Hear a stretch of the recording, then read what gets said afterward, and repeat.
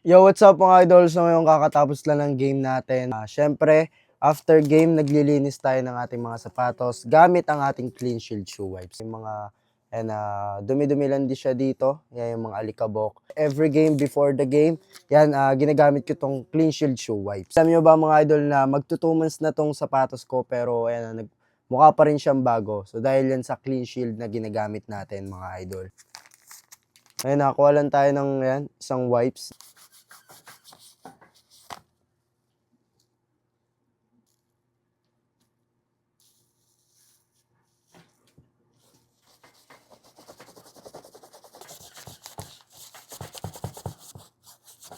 So ayan mga idol, kung makikita nyo tapos na, and tingnan nyo mga idol, nagmumukha talagang bago yung sapatos natin after natin malinisan ng clean shield shoe wipes. Napakamura lang pala nito mga idol, sa murang halaga. Meron na kayong isang pack na yan. Sa isang pack mga idol, meron yung 30 sheets. So ilan sapatos na yung mga malilinis nyo dito. Effective mga idol, proven and tested natin yan.